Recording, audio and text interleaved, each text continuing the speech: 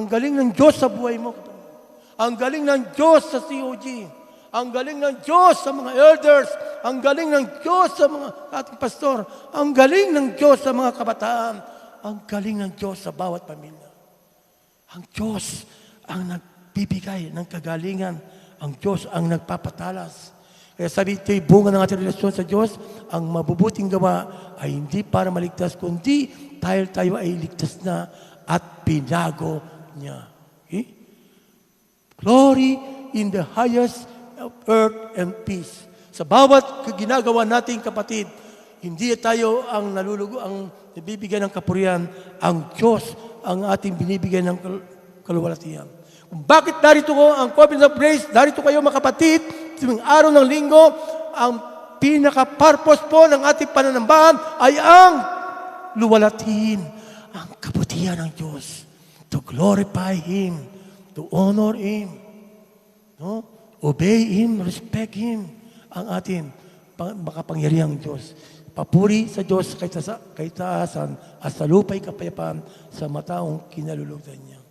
Kinalulugdan ng Diyos ang salita, ang ilaw, ang pagiging ilaw at asin ay nanatili sa kanyang puso. Ang pagiging tapat, ang pagiging masigasig, tapat na lingkod, pinamumuhay, ang katotohanan, ang kanyang salita. Okay? Para po, ayon kay John Calvin, ito po, si French theologian, pastor, and reformer in Geneva, sa kanyang mga komento sa Ebanghelyo, ang pagiging asin ng lupa at ilaw ay tumutukoy sa aktibo at makapagbabagong papel ng mga mananampalataya sa isang tiwali at madilim na mundo. Tanging inimok ng kapangyarihan ni Kristo ang banal na Espiritu. Binibigyan din ni Calvin na ang mga Kristiyano ay hindi tinawag upang ibukod ang kanilang masarili, kundi upang aktibong makisali sa lipunan upang pangalagaan, liwanagan at magdala ng kaluwalhatian sa Diyos. Ginagamit ka sa trabaho, may makakilala ka doon, share. Paggamit ka, yung spiritual gift na pinagkaloob sa iyo ng Diyos, yung mga talento, gamitin ka. Ayaw mong gamitin ka sa trabaho, ayaw mong gamitin ka sa grupo, sa mga kaibigan mo, upang maliwanagan sila.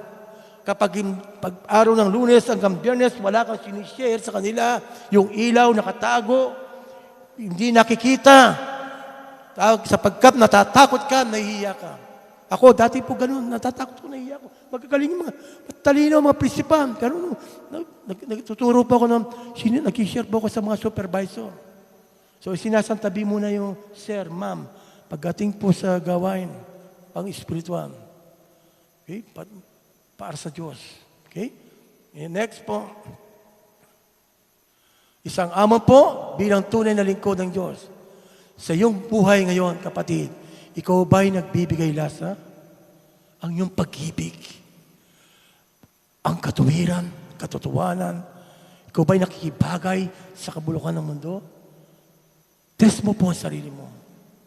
Saan ka umaharap? Saan ka? Ikaw ba ang naghahatak, nag-i-encourage, o ikaw ang nahahatak? Ikaw ba ang nangihila, o ikaw ang nahihila? Ikaw ba ay nagpapatuloy sa gawain ng Panginoon, o sa takbo ng mundo? Ang ilaw mo ba ay nagliliwanag, o natatakpan ng takot o iya? Pagpakatotoo tayo bilang asin at ilaw.